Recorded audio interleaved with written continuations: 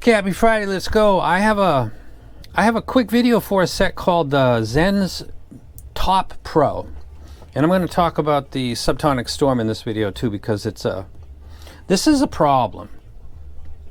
This set is a problem in a couple of ways that I didn't even ever imagine when I saw the tracking and this was being sent to me. I really had no idea. I didn't know what the tuning was. I really didn't know much about it. Once I got it, listened to it, measured it, kept listening to it, started comparing it with other stuff. The Storm is in here just because it was the closest one for me to reach and grab that was like a flagship Summit Fi price and of high regard to the community at large. So when I speak about it, there's a lot of people out there that are familiar with it. It's limited in its run, but a lot of people have heard it at Can Gyms, etc.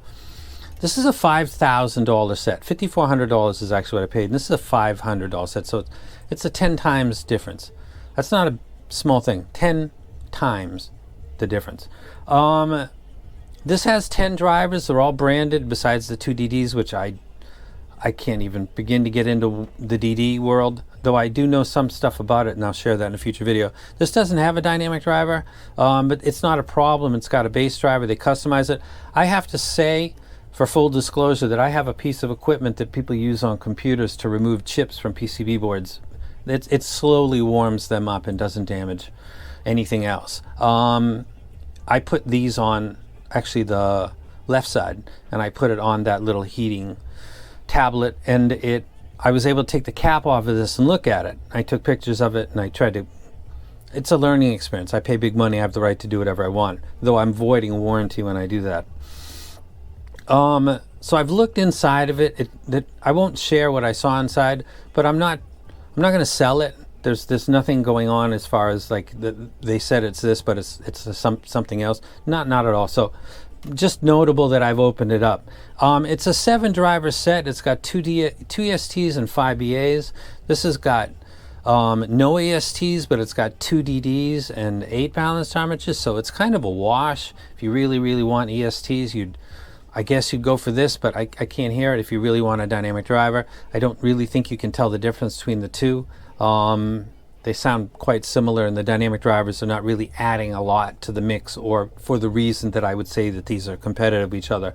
So as far as the internals go, it's really a wash, with the nod going to this because they're really telling you everything that's inside besides the dynamic drivers, where this, like a lot of expensive stuff, is being a little more close to the vest with what they're actually doing, which is kind of part of the game of the Summit Fi for the past few years. If you look at my list and my rankings, you notice that the confirmed driver configuration and brand type is actually kind of rare in Summit Fi. When you get into this price range, almost all of the sets that I rank highly, and even a tier below, are all very clear and upfront.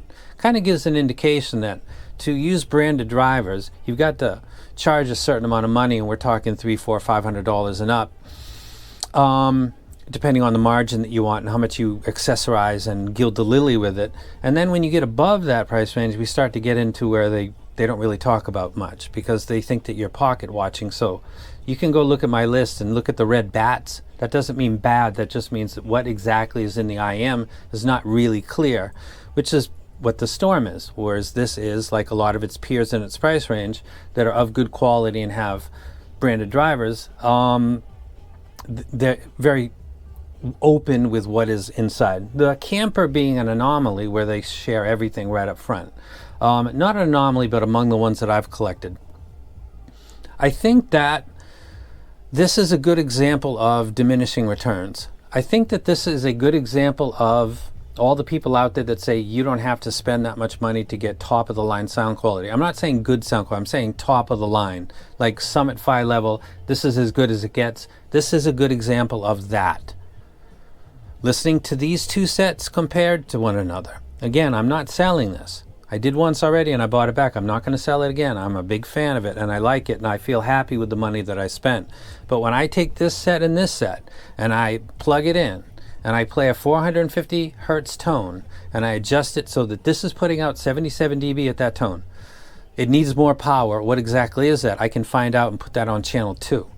And then I play the same file and I adjust this separately on a separate channel to 77 dB. But when you listen to music, the range is above and below that, but just so that these are in the mids, tied and anchored together, line them up. And then start to listen to music. vocals, bass guitars, drum lines, keyboards, stuff with a lot of cymbals, hi-hats, rides, keyboards, the yellow greatest hits. I've listened to a lot of stuff with these two over the past 2 days, and I found myself, remember this is biased because I know that this is the Storm because it's heavy, and I'm not even trying to pretend I'm not listening to it, and this is a lot lighter. I prefer the sound of this with all genres, all of them. And if you took and you put one of these in the other's shell, I think we would need to put this in titanium, because I think the titanium is related to the black dark background that this presents, and the sound quality is related to the shell that it's in.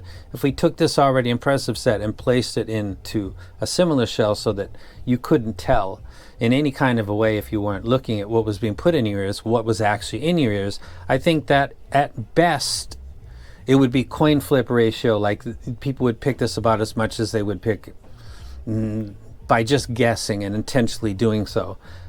That would be the ratio of one being better than the other. I think, actually, in my opinion, that a lot more people would probably pick the more affordable one than the expensive one. And my personal opinion is because of the tuning in the mids that's slightly forward.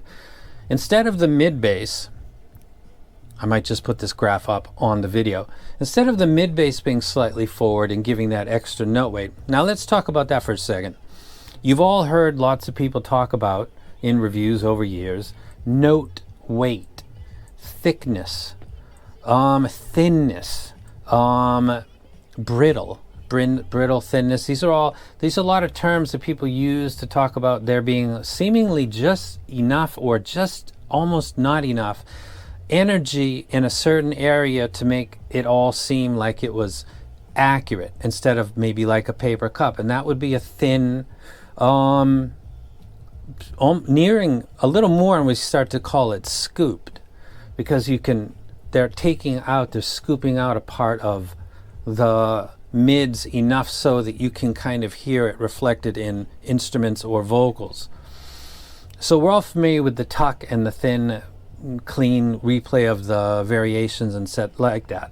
Now the opposite and inverse would be if you were to keep that mid bass and up it just a little bit, but still below my target, and then lift the mids up instead of the mid bass.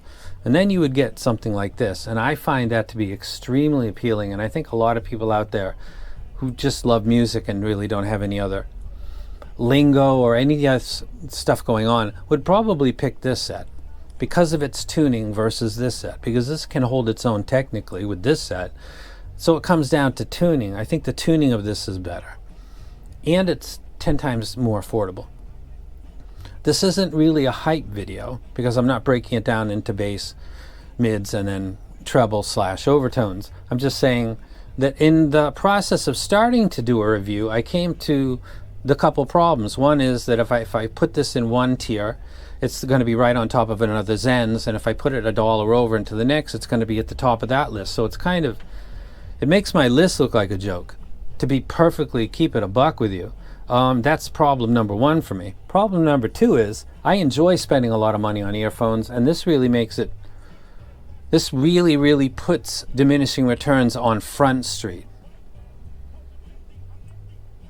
When you pay $5,000, $4,000, $3,000, you're paying for kind of, I don't know what it is. I'm enjoying the hobby without really putting anything to it. I guess I'm trying to get bleeding edge tech, knowing that I'm most likely not going to get it, but it could be there because they're asking a lot. There's maybe some R&D involved, but it usually never happens. More often not than it actually does. So diminishing returns is literally in my hands right now. I'm okay with it, but man, this is pretty obvious.